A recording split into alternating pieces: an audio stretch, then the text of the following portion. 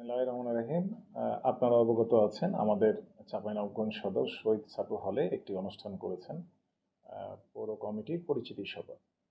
এই অবৈধ পৌর কমিটির পরিচিতি সভায় প্রধান অতিথি অ্যাডভোকেট শাহীন শওকত, রাজশাহী বিভাগ।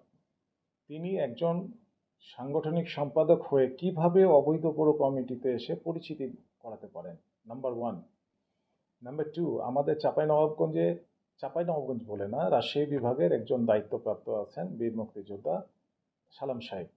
তিনি স্পষ্ট আকারে বলেছেন কি চাঁপাইনবাবগঞ্জে যেহেতু আহ্বায়ক কমিটি আছে, আহ্বায়ক সিগনেচার ব্যতীত কোনো কমিটি বৈধতা পাবে না, এবং সেটা ভিডিও ক্লিপ আকারে ছেড়ে দেওয়া হয়েছে ফেসবুকের মাধ্যমে, এবং সমস্ত বিএনপির নেতৃবৃন্দ এটা অবগত আছেন।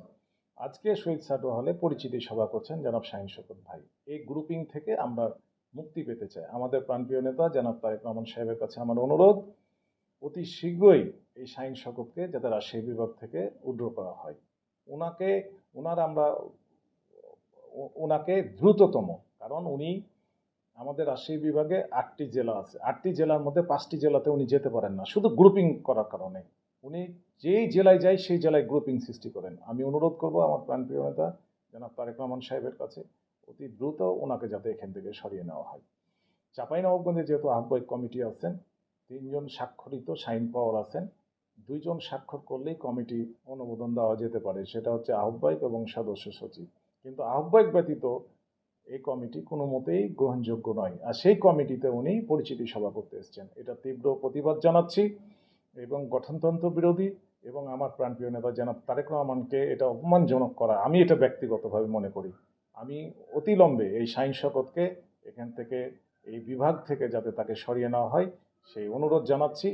আমি এটুকু আরও বলবো, চাঁপাইনবাবগঞ্জে যে সমস্যা আছে এই সমস্যা নিরসন করতে আমি ওবায়দ পাঠান দায়িত্ব নিয়ে বলছি, যদি আমাকে দায়িত্ব দেওয়া হয় আমি 1 মাসের মধ্যে সমস্ত জেলা বিএনপিকে একত্রে করে উজ্জীবিত করা আমার পক্ষে সম্ভব। কারণ আমার রাজনৈতিক ক্যারিয়ার 31 বছর, আমি কখনো আওয়ামী লীগের সাথে আঘাত করিনি, পুলিশের সাথে আঘাত করিনি। চাঁপাইনবাবগঞ্জে যত হামলা মামলা, গুম খুন নির্যাতন আমার উপর দিয়ে গেছে, আমি শতভাগ আমি দায়িত্ব নিয়ে বলতে পারি, চাঁপাইনবাবগঞ্জ জেলার বিএনপির যদি আমাকে দায়িত্ব দেওয়া হয় আমি 1 মাসের মধ্যে এটা পরিপূর্ণতা দেখাতে পারবো ইনশাল্লাহ। এবং আগামী নির্বাচন আছে, আগামী নির্বাচনে চাঁপাইনবাবগঞ্জ 1, 2 এবং 3 যে 3টি আসন আছে, চাঁপাইনবাবগঞ্জ 43, 44, 45, 1, 2, 3, এই 3টি আসনই আমাদের বিএনপির ঘরে চলে যাবে ইনশাল্লাহ। আমি শতভাগ নিশ্চিত, আমি এটা দায়িত্ব নিয়ে বলতে পারি।